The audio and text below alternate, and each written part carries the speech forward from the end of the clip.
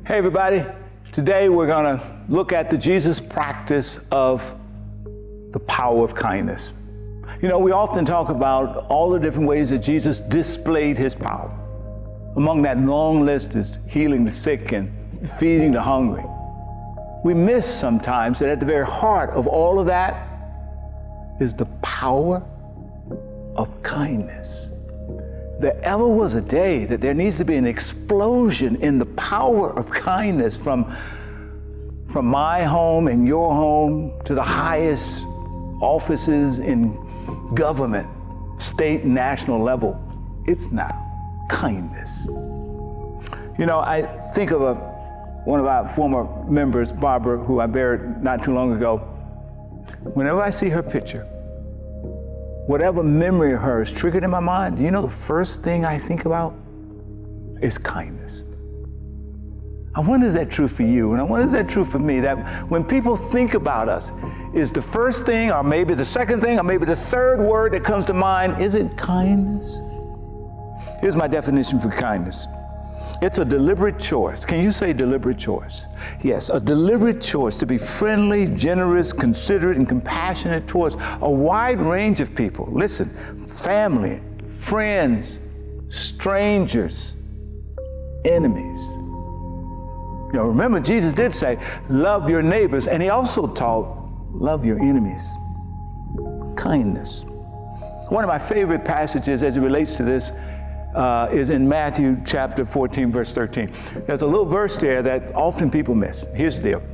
John the Baptist has been beheaded in prison. His disciples, they go, they get his body, they bury it, and then the text says in verse 13, they go tell Jesus.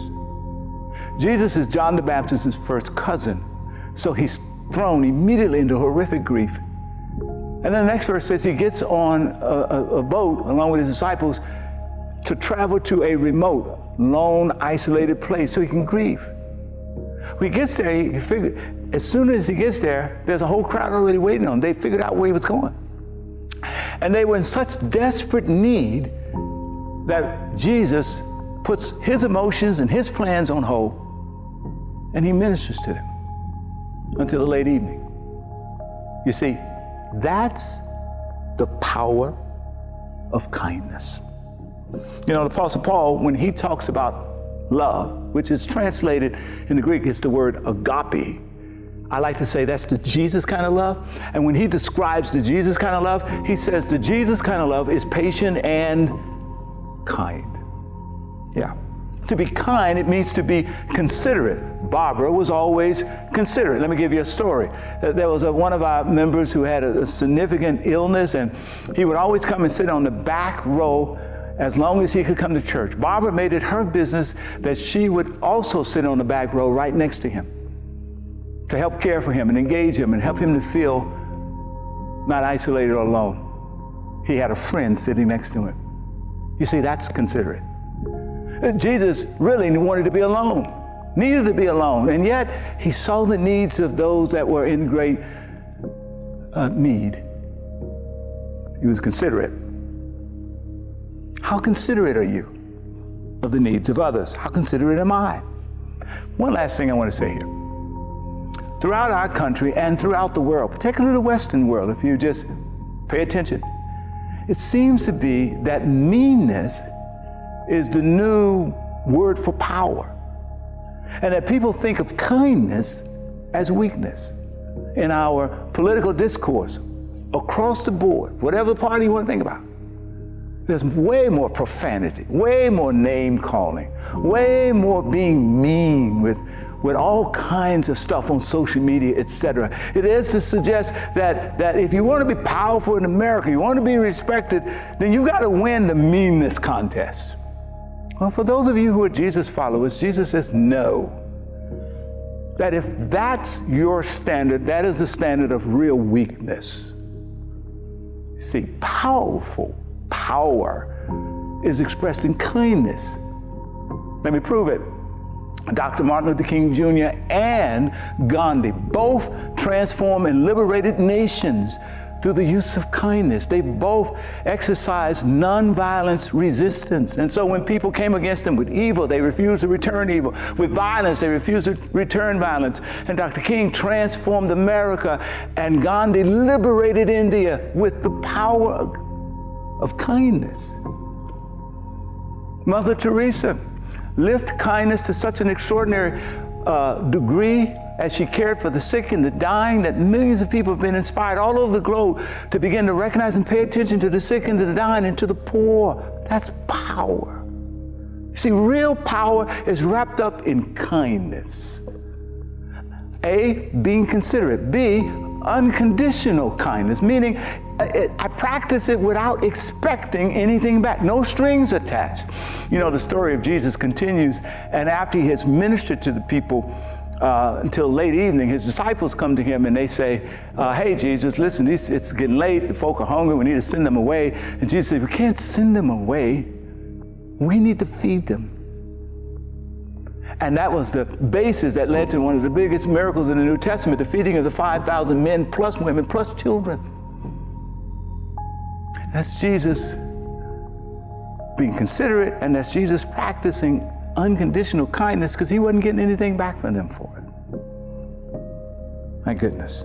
So we all need a kindness action plan, which means we need to be intentional, right? We need to cultivate and develop the muscles of kindness in our lives. So let me give you a couple of ways, some points around how to get that done. First, let's adopt kindness as a core value. For Barbara, it was a core value. She thought about life through the lens of kindness, how to interact with people, how to respond with kindness. For Jesus, it was a core value. He understood himself through the prism of kindness. It's a core value. It was non-negotiable. What about for you? What about for me? And if kindness is to be a core value, it means that throughout the day we have to ask this particular question on a regular basis. What does kindness require of me in this situation? When Jesus was exhausted and grieving and he stopped and he took care of the people who were in need, he was asking the question, what does kindness require of me in this situation? When he said, you know what, we're not going to send the people away. We're going to feed them. It's going to require a miracle, and we're going to lean in. He's asking the question, what does kindness require of me in this situation? You and I, we should ask that question throughout the day in a multitude of circumstances. I think of James, who wrote these words in the chapter 1, verse 19. He says, be quick to listen, be slow to speak, and slow to get angry. It's another way of saying, hey, what does kindness require of me in this conversation? And then we need to develop habits of kindness. Kindness needs to be habitual in our lives. We should identify 4 or 5 ways in which we just practice kindness on a daily basis. And let me give you a couple examples. Number 1, be kind first. At home, with your family, with your friends, across the board, you be kind first. Don't wait for people to earn it, to merit it. No, you just be kind first. Secondly, notice the invisible, the folk that everybody else take for granted or overlook. Notice the name tag on the cashier. Take time to ask the waiter who comes, or waitress who comes to serve you, what is their name? Learn a little bit about their lives. Show them that you see them. Notice those who are normally invisible. Stop to talk to the custodian worker. Thank him or her for the work that they're doing. Notice the invisible. Be aware of the needs of those who are in need of help around you. It just might be a coworker who just needs you to spend an extra 45 minutes listening to them. It might be an unhoused person who needs you to walk them into a pita or into a coffee shop, or go because they can't go. So you go on their behalf and get them some food and bring it out. It may be a friend who is sick and you need to get a DoorDash certificate and send it so you can make sure that they've got food for the night. Think about where are there needs around you that you can respond without conditions, without expecting anything back. And then, of course, pay attention to your tone. You see, we can do the right thing, but we can do it with a nasty tone.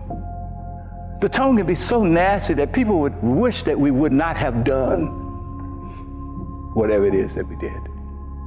Watch your tone. So your question is, where do I start?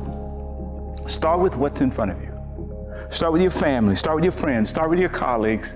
I know we usually say, well, family, friends, they know me. That's the point, isn't it? Don't take them for granted. They should know that you are a kind person. The first thing that comes to their mind when they think about you, or the second thing, or at least the third thing, should be kindness. Let me leave you with this question. Think about this. Where in your life is God inviting you to practice kindness? And let's work together to release the power of kindness in the world. God bless you.